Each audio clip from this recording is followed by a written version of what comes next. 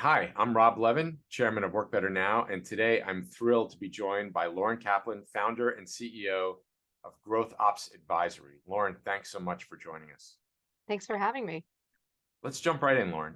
Tell us a little bit about Growth Ops Advisory. So I started Growth Ops Advisory about 5 years ago when I was the COO of a startup that offered accounting, CFO advisory, and tax services to startups. And what I noticed was that a lot of startups were missing a lot of the basic back office infrastructure that's needed for them to be able to grow and scale their business. But in particular, that they were missing setting up that crucial infrastructure that allows people to be really successful in their jobs. A lot of companies, they'll say, well, we're a startup, so you should expect it to be messy. But the ones who make the investment in that infrastructure early on, not only do they attract top talent, they retain them and they go a lot further. And so that's what the idea behind Growth Ops Advisory is to provide that kind of consulting and execution support to companies that wanted to make those investments early so that they could scale, they could go even well beyond what they thought that they could achieve by setting up the right infrastructure for people to be really successful. You just took the words out of my mouth. I was going to say, it sounds like this is what a company should do if they want to put themselves in a position to be successful. Can you give us an example of what some of that might look like? Sure. So, for example, we have a client. They're actually we have clients in all different industries, so not just tech, right? Not just traditional startups, but every industry. This one in particular is in event planning, and they now that the COVID is kind of past us and everybody's going back to in-person events, their business has exploded, and they need to hire, they need to train really talented people to be able to integrate quickly into their business so that they can scale with the inbound demand that they have. But those new hires need to know, how are things done in that organization? How do I effectively do those things so that they can ramp up and onboard very quickly and be a contributor at 100% as soon as possible? A traditional startup is not going to have any of those processes codified. They're going to be really messy in where everything lives. It's going to be learning by osmosis, and it could take 6 months to a year for a new hire to be contributing at a top level that they normally could contribute at. Whereas when you put in the work to build out those playbooks on how you do things, to organize where all of your vendor information lives and information about those vendors in some kind of a database, and then creating a really incredible onboarding experience, we have reduced the time to onboard from several months down to 3 weeks.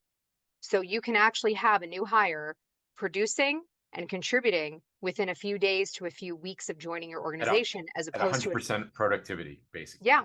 And Wow. that is all makes all the difference in, spending the money on top talent. Top talent's going to come with knowledge, but they still have to learn how things work in your organization.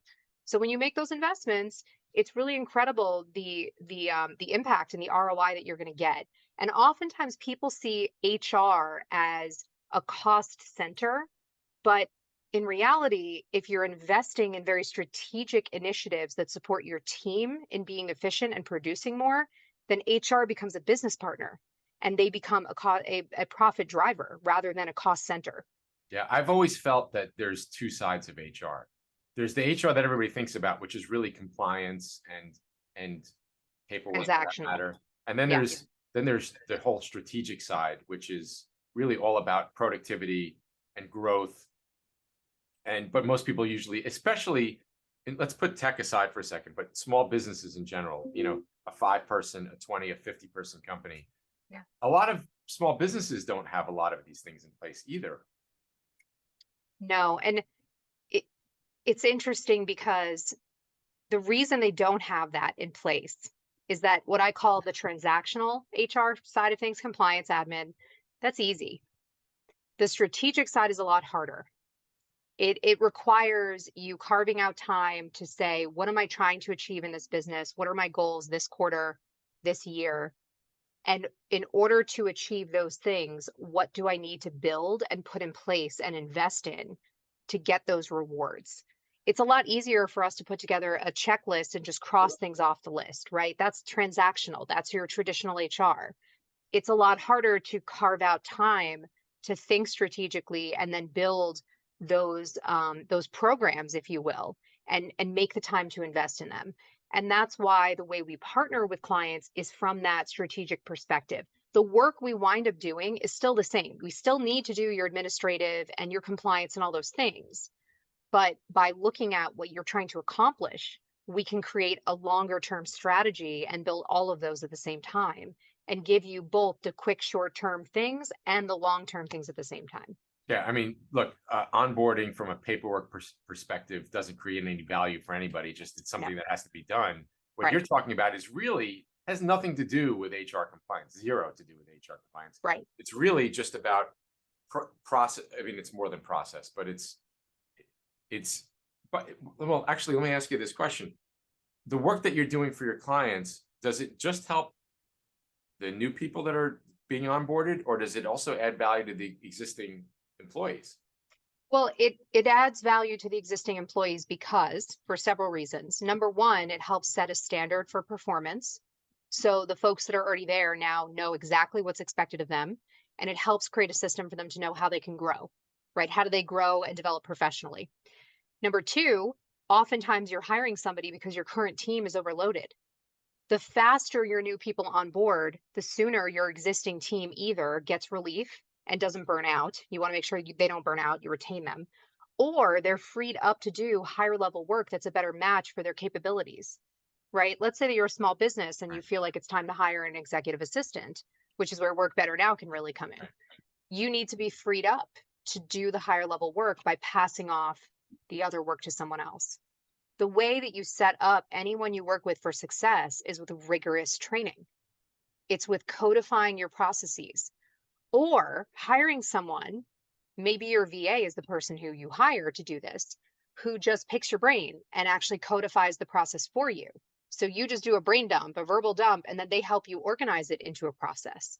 And that allows them to then take it over from you. You can do this a variety of ways, but knowing that you have to put that stuff down on paper, that you have to create those standards and commit to them. Commitment doesn't mean you don't improve them over time, but commit Sure. to getting it out of your brain. Yeah. And it no longer living here is the only way that you get to free yourself and others on the team up to be moved into the roles that are best suited for them. And that's And there's also no a other way to huge part. scale. Yeah, Yeah. yeah. Yep. And So that's the other piece is of strategic thinking is to say there's the business needs, what roles do I need to hire for? And then there's also, but who do I have and what are their skills? And can I rearrange the seats on the bus to be a better fit for what my business needs? yeah, yeah, yeah. Very cool. So can you give us you or or somebody from your team, you walk into a business, maybe a 20-person business, they hire you. What are the most common things that you see right away that need to be fixed? Yeah. So on the transactional side, it's almost always a laundry list of compliance. Right. There's no company handbook, so there's no specific policies. They're not aligned with state requirements. They're missing paperwork you have to give people when they're onboarded, all of that. Oh, lowest hanging fruit, very easy for us to plug in and fix quickly because we have all of our templates ready to go. On the strategic side, what is almost always the first thing that we find is the company does not have clear goals that they share with the rest of the company. A lot of small businesses are afraid to share revenue and profit goals with their team because they're afraid their team is going to feel that, oh, this is just a money grab, this is just money driven. Well, if you share those thoughtfully, you have, let's say, a revenue and a profit goal, but then you have strategies related to those, such as improving the employee experience, improving onboarding, when you hit certain milestones, for being able to offer better benefits. When people see how the strategies to hitting those invest in them, that's what makes sharing those things successful. You can be very strategic in doing that. Most people, we come in and see that either they don't have those goals well established, they're just kind of running, Yeah. or they aren't sharing them openly. And then the next part that we often see is their mission statement and their company values are not clearly, they're not clear or they don't exist. And that makes it very hard for people to know what they're aligning with. and what behaviors the organization considers, should be reinforced or should not be. Getting clarity on all of those things is probably the toughest work because you're being forced to commit to something is often how the founders feel. But once we get them over that hurdle of setting those things and then working towards them, they can't believe they hadn't been operating that way Sure. the entire time they've been running their business. It's like it's such clarity for them and it's such a change for the organization to be working towards something where they're focused. Yeah. I mean, I've seen, I know a lot of business owners, and there's, I would say, I don't know if about the majority, but a high minority percentage where I've seen them complain about the fact that their people won't make decisions for them, won't make decisions on their own, but yet they don't know they really don't understand the values and they don't understand the mission and the vision. How are they supposed to make, of course, they're afraid to make a decision on their own. So that's really interesting that you say that. Let's turn gears a little bit. Tell us a little bit about how you learned about Work Better Now, and just tell everybody about how we're working together Yeah. so So far. sure. So I learned about Work Better Now through a client of mine that was interested. They had seen a presentation on getting a virtual assistant and what it takes to make that relationship successful. And then they wanted to pursue it. And they actually asked me to vet various companies. And Work Better Now was one of those because the client knows you, Rob, very well, and had said, let's get in touch with Rob and let's check out Work Better Now. And after speaking with your team, I found that not only was your business model a better fit for, in my opinion, US based companies, but the quality of your VAs was a better match for the types of clients that I was working with, and in particular, this client. They needed VAs where they were going to be able to pick things up very quickly and they were going to be in communication regularly. There wasn't a time difference. They were going to be either on the same time zone or only one or two away. And I loved your interview model where you keep going until you find the right fit. A lot of other virtual assistant companies will say you only get 3 people that you can interview and that's it, which does not work for my clients. And that's the reason why I recommend Work Better Now time and time again to our clients, because often there's a tremendous amount of administrative work that needs to get done. Our companies don't want to hire a full-time person in the US. And I say, okay, you can hire somebody at a fraction of the cost, so long as you really lean into training them and you don't care if they're virtual. All of our clients that are already working virtually, they've done very, very well in hiring a VA. It has transformed their ability to move to the higher level tasks that bring a lot more value to their business. And those VAs have stuck around for a very long time. They're basically integrated into their businesses. So I never hesitate when I see there's a tremendous amount of administrative work that needs to get done that's either not getting done or is drowning the leadership team and our clients. I always recommend Work Better Now. And I think 90% of the folks that I've recommended you to have hired VAs. Right. Well, thank you for that. Um, Yeah. do you have a couple, and they don't have to be too specific, but a few examples of what some of Work Better Now assistants have helped your clients do? Yeah. So one of our clients is a law firm and they're providing administrative, scheduling, calendaring, and note-taking support for the lawyers, for the partners, which has been really, again, has transformed the partner's ability to deliver better work to their clients, to get more work done, to stay very well organized. We also recommended a VA for one of our clients where we were doing all of their HR work. We were their functional HR department, but the volume had exploded. And I had said, you need somebody to do the administrative on and offboarding work here. So we had them bring in a VA who took over all of that work as well. And another is an accounting company. And same thing, they needed a lot of administrative coordination support. So we had them, we recommended it and they actually hired 2 VAs.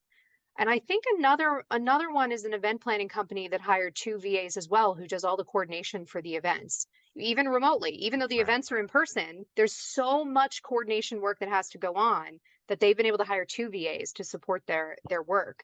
And like I said, the transformation for those founders and those executives is incredible because now they're freed up to do the higher level work they should be doing, not the day-to-day admin that they drown in. Right, right. Well, thank you for sharing that, Lauren. Yeah. Switching gears again, Lauren, what do you like to? You're here in New York, as am Mhm. I. What do you like to do when you're not working?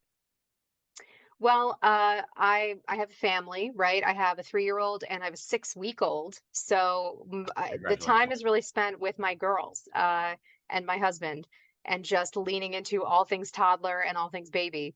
My toddler is a girly girl, and so we bedazzled a dress for her yesterday with little princess charms and jewels, and she's so excited to wear it when we finish it tomorrow. So those kind of things is where, I find myself spending my non-working time these days. And maybe just a little bit of time for sleep if you can get some. Well, yeah, what you fit that in where you can. Yeah, But my own business is my baby, my family, I have my babies in my family, so that's where most of my attention goes.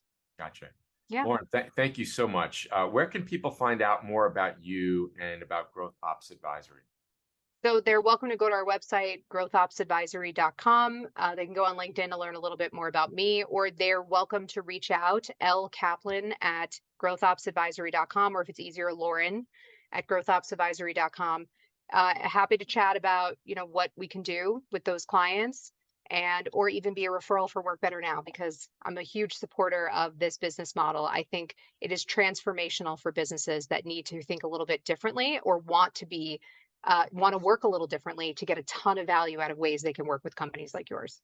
Well, thank you, Lauren. Once again, thank you so much. And thanks for taking a few minutes out of your day to speak with the Work Better Now community. And we look forward to seeing you soon.